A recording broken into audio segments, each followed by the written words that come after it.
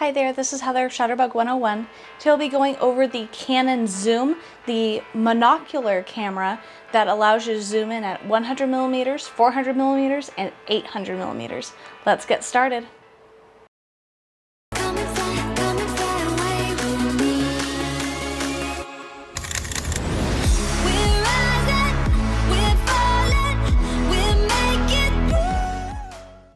The Canon Zoom is a 12 megapixel, 1/3 of an inch sensor monocular camera that has optical stabilization, optical zoom that reaches 100 millimeters and 400 millimeters, but also offers a 2x digital zoom that achieves 800 millimeters.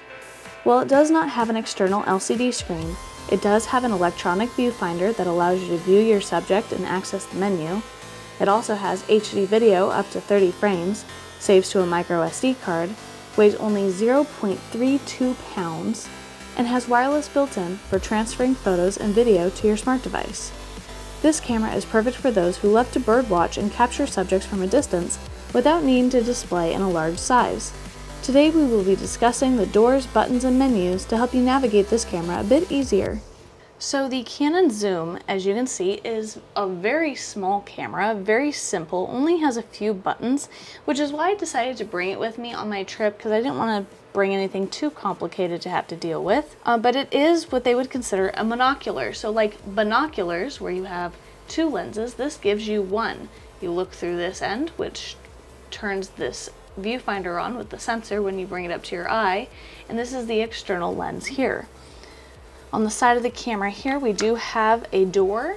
This door is going to be for housing your micro SD card, which is spring-loaded, so you push down to pull that out, and then to put it back in, you push that back in, and then it comes with a USB-C cord to be able to charge this, because it does have an internal battery. So that is something to keep in mind when you do have to travel with this, is that it only charges inside here, and it doesn't charge while you use it. So it does only give you about 150 photos before it does need to be recharged. So this is really just going to be for small walks, that type of thing, and then you can probably mobily charge it with an external battery pack while it's in your bag, but while it's charging, if you want to take pictures of something, you're kind of at a loss. On the other side here, you can see that no doors here. We do have a spot to attach a tether to for your wrist strap. Bottom of the camera, as you can see, no buttons directly on the bottom here, but right below the viewfinder, you can see that we do have a couple things. This is going to be your diopter. This is going to be adjusting the viewfinder to your sight. So while you might wear glasses, I don't wear glasses, so you may want to adjust this until this is nice and clear for you. And once it's clear, you shouldn't have to adjust that again. Then you take a photo with this button, so you just push halfway down to focus, push all the way down to take a picture. I did find that this button was rather sensitive, so do be aware of that. And then of course the red button is for taking video. Push once to start recording, push again to stop recording. And on the top of the camera here, you can see the only buttons are going to be the ones right above the viewfinder. You have your power button, which of course does turn on the camera, your zoom button. Now, the zoom button, the way that works is when you first turn on the camera starts out at 100 millimeters for its lens distance. You push it once, it goes to 400 millimeters, as you saw in the example footage. And then once more, it goes to that digital zoom of 800 millimeters. And then once more, it goes back to 100. So it only has 3 focal ranges for you to be able to get. I don't usually recommend the 800 millimeters. You do see it does take away some of the quality there that this camera has to offer. So I recommend trying to stick with the 100 to 400 range, but if needed, the 800 is there. And then we have the menu. Now, with this camera, it is a little bit trickier for me to go over the menu, considering it doesn't have an external screen for me to show. So I'm gonna try achieving this with my cell phone's camera, because it's going to be a little bit easier for me to get into that viewfinder. Okay, so it's not foolproof, but it is the best that I can offer when it comes to showing you the menu through the viewfinder. So as you can see, very similar to some other Canon walkthroughs, we have the 4 tabs on top. The first one is going to be our general shooting tab. This is going to be for actual picture taking. This is where you're going to find your exposure compensation, so you can go +1, 2, 3, -1, 2, and 3. When you go up plus, it actually makes the scene a little bit brighter. When you go minus, it makes the scene a little bit darker, so without having to change any major settings, it allows you to adjust that very easily. Now you see at the very bottom, to go up and down this list, you hit the photo button and the record button. So if I hit the record button, it will go down once. This is where you're going to change your autofocus method. So in order to change this, if you wanted to, you actually have to hit your zoom button on top, and this will give you the option for tracking or 1-point autofocus. You have your continuous autofocus. I would keep that enabled for things that are on the move. You have your drive mode, which this does have a continuous shooting mode if you wish to use that. You have your record size. So again, this does shoot HD video to 29.97 frames. I just rounded up and say 30 frames.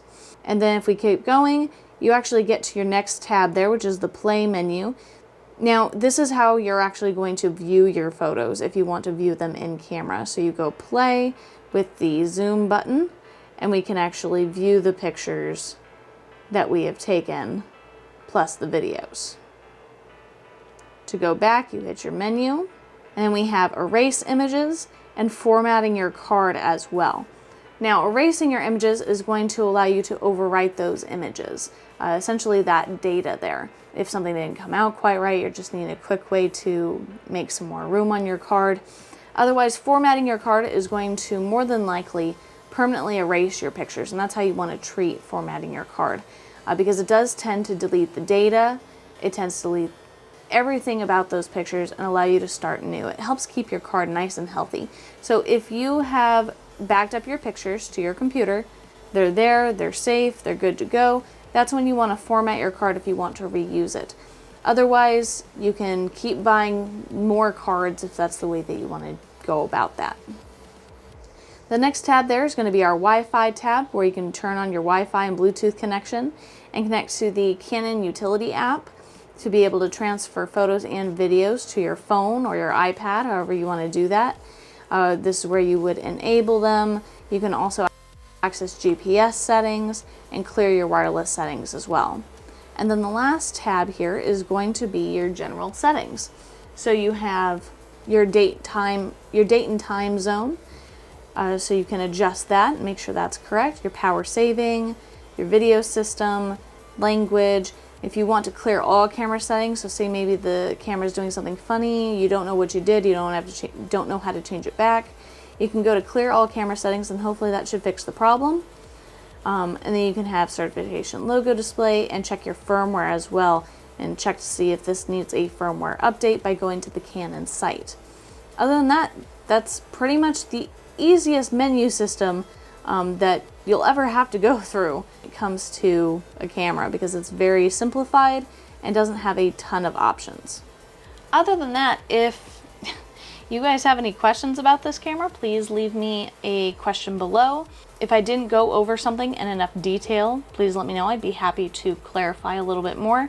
But other than that, this camera is a very simple camera. Like I said, it's perfect for the bird watcher in your life that may not be interested in necessarily printing fairly large, but maybe cataloging birds, adding them to kind of a collection of what birds they've seen, capturing things at a distance just to have them on hand. It's a great little point and shoot monocular camera, and honestly I was a little bit more surprised by the quality than I thought I would be, but it does only shoot in JPEG, so very simple camera, great for somebody that just needs something simple to capture at a distance.